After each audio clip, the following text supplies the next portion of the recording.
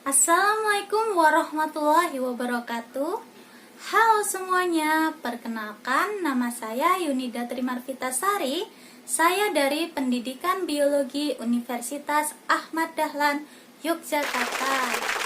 Teman-teman, kalian tentunya sudah tidak asing lagi ketika mendengar kata laboratorium. Ya, benar.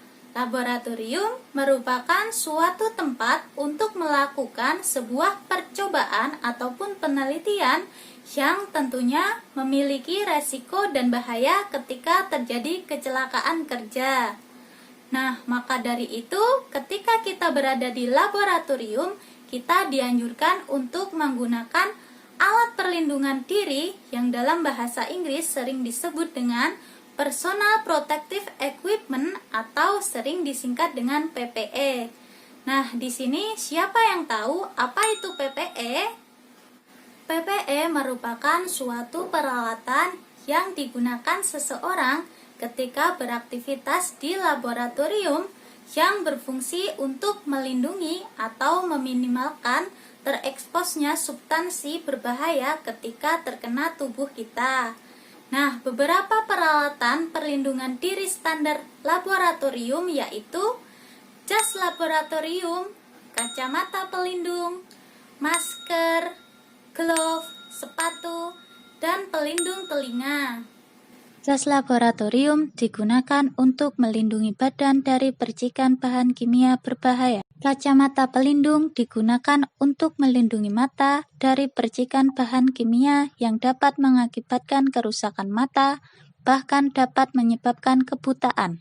Masker digunakan untuk menghindari terhirupnya gas berbahaya yang ditimbulkan oleh suatu bahan kimia.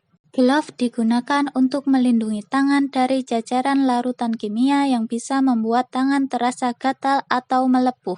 Sandal atau sepatu sandal dilarang digunakan ketika bekerja di laboratorium karena tidak bisa melindungi kaki ketika ada larutan atau bahan kimia tumpah. Sepatu biasa umumnya sudah cukup untuk digunakan sebagai pelindung. Pelindung telinga digunakan untuk melindungi telinga dari bising yang dikeluarkan oleh beberapa alat tertentu seperti autoklaf, sonikator, dan lain-lain. Meskipun kita sudah menggunakan alat perlindungan diri saat beraktivitas di laboratorium, tetap saja tidak menutup kemungkinan terjadi kecelakaan kerja yang salah satunya dapat disebabkan oleh bahan jenis asam. Hal pertama yang harus kita lakukan yaitu jangan panik. Selanjutnya yaitu jika bahan jenis asam tersebut mengenai mata kita, maka segera bilas mata dengan menggunakan shower eye selama kurang lebih 15 menit. Kemudian, apabila terjadi tumpahan dan mengenai jas laboratorium yang kita kenakan, maka segera lepaskan jas laboratorium yang kita gunakan dan lakukan dekontaminasi sebelum dilakukan pencucian.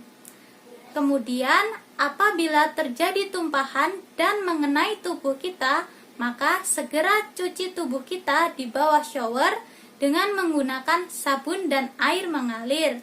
Dan yang terakhir, apabila terjadi tumpahan yang mengenai meja kerja kita, maka segera ambil tisu dan tutup tumpahan tersebut.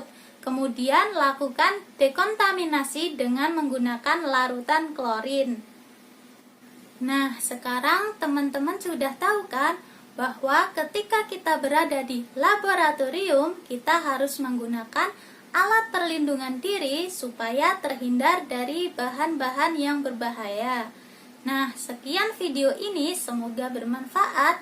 Wassalamualaikum warahmatullahi wabarakatuh.